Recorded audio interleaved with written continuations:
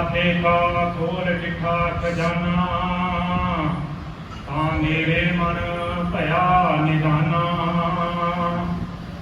रतन लाल जाका कछु ना मोल, परे भंडार अखूट अतोल। खावे खर्चे रल मिल भाई, टोट ना आवे वध दो जाई। कहो नानक जिस मस्तक लेख लिखाए, सो एक खजाने लियार लाए। गुरु रूप गुरु प्यारी साध संगत जी, धन धन श्री गुरु गोबिंद सिंह महाराज जी बख्शी हुए फतेह। प्रवान करो जी, कोई रचना वांझी ना रहे। भज के फतेह जाओ। वाहिगुरु जी का खालसा, वाहिगुरु जी की फतेह।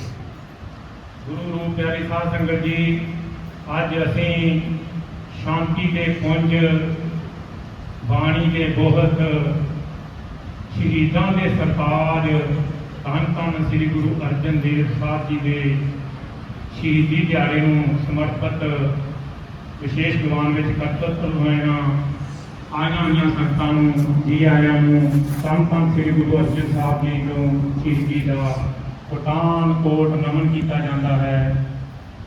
आपां सब शुरू तो सुनते आ रहे हाँ कि गुरु अर्जन साहब की शहीदी चंदू की वजह करके एक ही कारण आपां नूं पता है। उस पिछे शहीदी पिछे होर भी बहुत कारण हैं, जिन्हां चों 6-7 कारण की दास जिहड़ा चानना पाउण दी गुरु मत के अनुसार कोशिश करेगा। पहला कारण ये सी, गुरु अर्जन साहब सतवादी सन। सतवादी ते सत्तावादी इन्हां दा तालमेल कभी नहीं बनता, क्योंकि कुदरत का बनाया नियम है। सत नूं सत्तावादी कभी भी बर्दाश्त नहीं करता। गुरु अर्जन साहब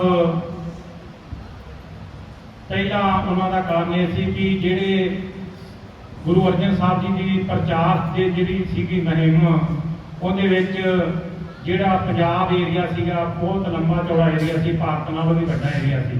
उस विच सरवरियां का जिहड़ा बड़ी बनाउंदे ने, उस तो बाद इस्लाम दे विच ही उहनूं कबूल कर लैंदे ने।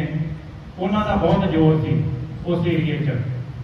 ते उसकी उदाहरण भाई मंझ जी आपां सुनिया है। भाई मंझ जी सरवरियां का बहुत वड्डा प्रचारक सी, जिहड़ा चाहुंदा सी कि शायद मैं सिख मत नूं मतलब वो करने की कोशिश करांगा कि सरवरियां दे विच मिला लिया जाए उत्थों दी संगतां नूं। पर जदों धन धन श्री गुरु अर्जन साहब जी के दर्शन दिदारे होए तो इन्ना प्रभावित होया कि गुरु साहब ने आख्या, वस्तु अंदर वस्त समावे दूजी होवे पास। जे एक बर्तन दे विच वस्तु होगी, उसनूं बाहर कढ़िया जाऊगा, फिर ही उहदे विच दूसरी वस्तु होगी।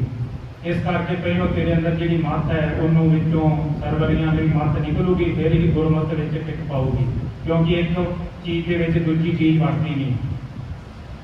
वो इन्ने प्रभावित होए, फिर मंझ गुरु का प्यारा बन गया और जग नूं तारनहारा बन गया। गुरु साहब ने उन्होंने आशीर्वाद भी दिता। एक कारण सरवरियां का सी, दूजा जिहड़ा कारण सी नक्शबंदी। नक्शबंदी जिहड़ी सी वो उन्हां दा बड़ा उस समय उच्चा बोलबाला सी। एक उन्हां दी जथेबंदी सी इस्लाम मत दी। उन्हां दा जिहड़ा जहांगीर दे जिहड़े दरबार दे विच बहुत रुतबा सी, सैयद इस तरह का उन्हां दा बहुत वड्डा रुतबा मन्निया जाता सी। ये उन्होंने जहांगीर नूं चुकना देनी शुरू करती कि जिहड़ा गुरु अर्जन साहब है ये जिहड़े इस्लाम धर्म के जिवें उस तो सब तो पहलों प्रभावित होए सीगे साईं मियां मीर जी, जिहड़े इस्लाम धर्म के मन्ने हुए प्रचारक सन।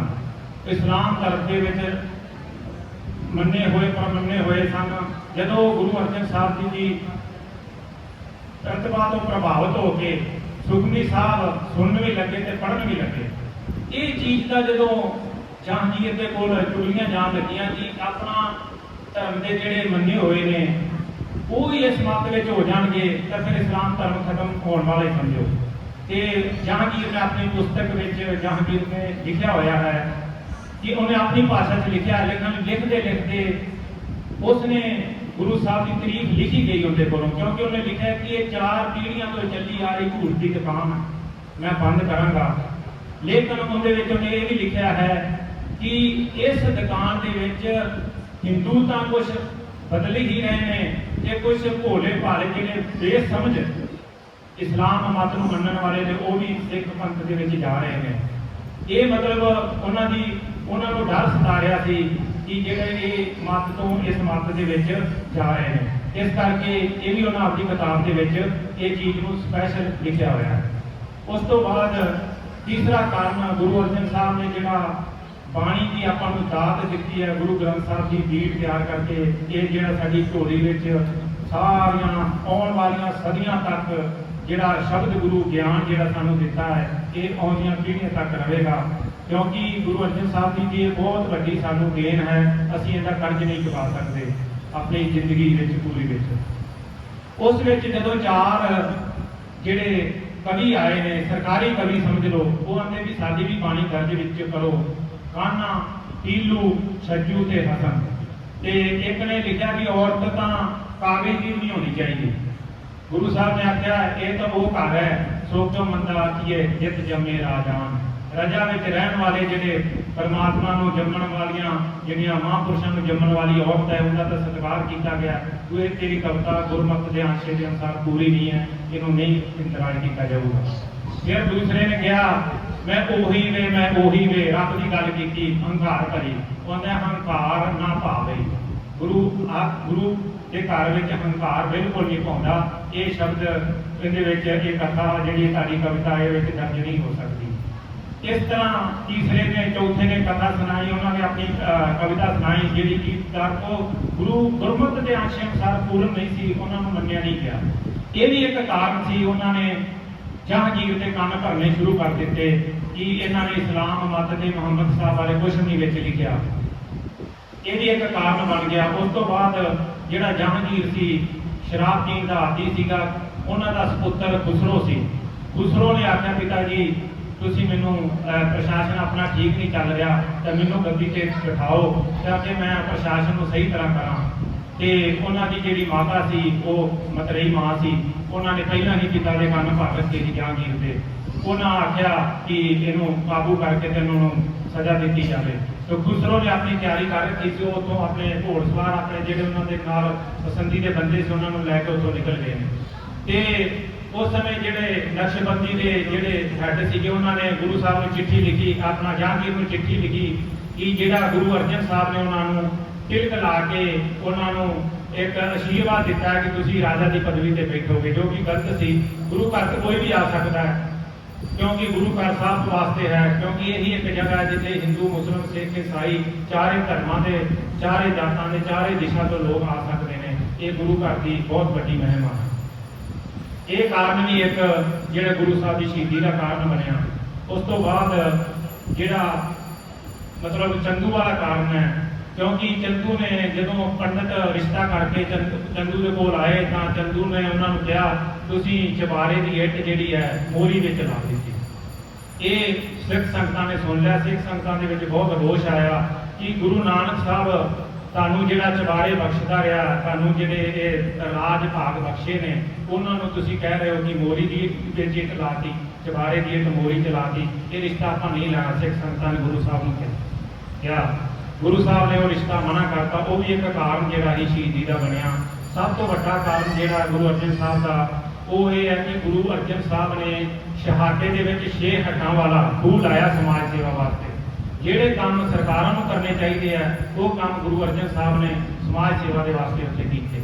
गुरु अर्जन साहब एक बार अपना लाहौर के विच काल पै गया तो जब उत्थे जा रहे थे अपना जत्था लैके ते राह 4 पुत्र अपने प्यो नूं मंजे ते चक्की लिया रहे थे। गुरु अर्जन साहब ने उन्होंने रोकया, पूछा किधर लैके जा रहे हो? तो उन्होंने आख्या कि इन्हें पीक पैंदी है, कोड़ हो गया है, इनकी इच्छा के अनुसार असीं इहनूं ब्यास नदी के विच रोलण जा रहे हैं जींदे नूं। गुरु अर्जन साहब ने आख्या उत्थे ही अपने जत्थे नूं रोकया कि जाके उस तो पहलों सब तो पहलों तरनतारन दे विच दवाखाना पिंगलियां वास्ते कोड़ियां वास्ते खोलिया।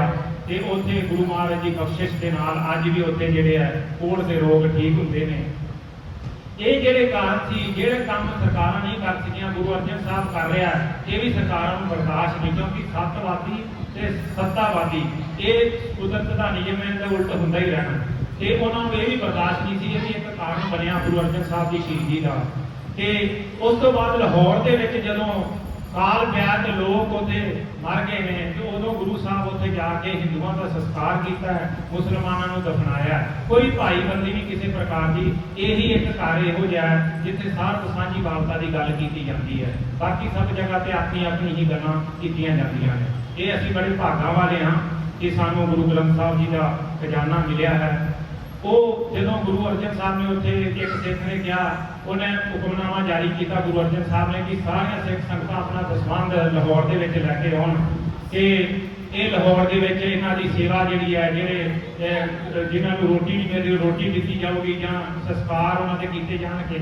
ਇਸ ਕਰਕੇ ਸਾਰੇ ਦਸਵੰਧ ਲੈ ਕੇ ਇੱਥੇ ਪਹੁੰਚਣ। ਇੱਕ ਸਿੱਖ ਨੇ ਕਿਹਾ, ਗੁਰੂ ਜੀ ਜੇ ਆਪਾਂ ਹਰਮੰਦਰ ਸਾਹਿਬ ਆਪਣਾ ਤਿਆਰ ਹੋ ਰਿਹਾ ਹੈ ਕਿ ਇਹ ਸਾਰਾ ਮਾਇਆ ਇੱਧਰ ਲੱਗ ਜਾਊਗੀ, ਤਾਂ ਉਹਨੇ ਕਿਹਾ ਜੇ ਹਰੀ ਦਾ ਅਸਲੀ ਮੰਦਿਰ ਹੀ ਨਾ ਰਿਹਾ ਫਿਰ ਆਪਾਂ ਉਸ ਮੰਦਿਰ ਦੇ ਵਿੱਚ ਕੌਣ ਆਊਗਾ। ਯਾਨੀ ਕਿ ਗੁਰੂ ਅਰਜਨ ਸਾਹਿਬ ਦੀ ਸੋਚ ਆਪਾਂ ਨੂੰ ਬਹੁਤ ਹੀ, ਇਸ ਨੂੰ ਆਪਾਂ ਨੂੰ ਦਿਲੋਂ ਮੰਨਣਾ ਚਾਹੀਦਾ ਹੈ ਕਿ ਉਹ ਆਪਣੇ ਅੰਦਰ ਹਰੀ ਦਾ ਮੰਦਿਰ ਸਮਝਦੇ ਨੇ, ਤੇ ਆਪਾਂ ਨੂੰ ਉਹਨਾਂ ਨੇ ਐਡੀ ਵੱਡੀ ਬਖਸ਼ਿਸ਼ ਕੀਤੀ ਹੈ। ਗੁਰੂ ਸਾਹਿਬ ਨੇ ਆਪਾਂ ਨੂੰ ਗੁਰੂ ਗ੍ਰੰਥ ਸਾਹਿਬ ਜੀ ਦਾ ਖਜ਼ਾਨਾ ਜਿਹੜਾ ਬਖਸ਼ਿਆ ਹੈ, ਉਹਨਾਂ ਦਾ ਸਤਿਕਾਰ ਵੀ ਜਦੋਂ ਉਹਨਾਂ ਨੇ ਇਹਦਾ ਪ੍ਰਕਾਸ਼ ਪਹਿਲੇ ਸੰਪਾਦਨਾ ਕਰਾਈ, ਫਿਰ ਪ੍ਰਕਾਸ਼ ਕਰਕੇ ਆਪ ਥੱਲੇ ਸੁੱਤੇ ਨੇ, ਕਿ ਉਹ ਜਿੱਥੇ ਪ੍ਰਕਾਸ਼ ਕੀਤਾ ਉੱਥੇ ਹੀ ਸੁਖ ਆਸਣ ਨਹੀਂ ਕੀਤਾ, ਸੁਖ ਆਸਣ ਦੂਸਰੇ ਕਮਰੇ ਦੇ ਵਿੱਚ ਮਤਲਬ ਕੀਤਾ ਗਿਆ। ਇਹ ਸਾਨੂੰ ਸਤਿਕਾਰ ਨੂੰ ਸਮਝਣਾ ਚਾਹੀਦਾ। ਗੁਰੂ ਅਰਜਨ ਸਾਹਿਬ ਤੋਂ ਉਵੇਂ ਸਤਿਕਾਰ ਦਿੰਦੇ ਸੀ, ਉਵੇਂ ਹੀ ਸਿੱਖ ਸੰਗਤਾਂ ਹੁਣ ਸਤਿਕਾਰ ਦੇ ਰਹੀਆਂ। ਮਹਾਰਾਜ ਇਸੇ ਤਰ੍ਹਾਂ ਹੀ ਕਿਰਪਾ ਬਣਾਈ ਰੱਖਣ ਕਿ ਮਦਾਨੀ ਮਹੱਲਾ ਪੰਜਵਾਂ ਖਾਲ ਵਿੱਚ ਤਿੰਨ ਵਸਤੂ ਪਈਓ, ਸਤ ਸੰਤੋਖ ਵਿਚਾਰੋ, ਅੰਮ੍ਰਿਤ ਨਾਮ ਠਾਕਰ ਦਾ ਪਇਓ, ਜਿਸका ਸਭ ਆਧਾਰੋ, ਜੇ ਕੋ ਖਾਵੇ ਜੇ ਕੋ ਪੂੰਝੇ, ਇਸका ਹੋਏ ਉਧਾਰੋ। ਪੂੰਝੇ ਦਾ ਨਾਮ ਦਾ ਹਜਮ ਕਰਨਾ। ਜੇ ਕੋਈ ਇਹ ਥਾਲ ਜਿਹੜਾ ਪਰੋਸ ਕੇ ਗੁਰੂ ਮਹਾਰਾਜ ਨੇ ਸਾਨੂੰ ਖਾਣੇ ਦਾ ਦਿੱਤਾ ਹੈ, ਇਹਨੂੰ ਜੇ ਖਾ ਲਵੇ ਬੰਦਾ, ਇਹਨੂੰ ਪਚਾ ਲਵੇ, ਤਾਂ ਇਸ ਤੋਂ ਵੱਡਾ ਖੁਰਾਕ ਹੋਰ ਦੁਨੀਆ ਤੇ ਕੋਈ ਨਹੀਂ ਹੈ। ਹੁਣ ਸਮਾਂ ਬਹੁਤ ਘੱਟ ਹੈ, मैं गुरु महाराज तो ते संगतां तो माफी चाहना, क्योंकि दास कोई कथावाचक नहीं, दास सर्वस करता सी इत्थे, ते महाराज ने अज 2 शब्द बोलने का मौका मिला। ये गुरु महाराज की बख्शिश है। गुरु भी बख्शन आ रहा ते गुरु की संगत भी बख्शन आ रही है। रज के फतेह जाओ, कोई रचना वांझी ना रहे। वाहिगुरू जी का खालसा, वाहिगुरू जी की फतेह।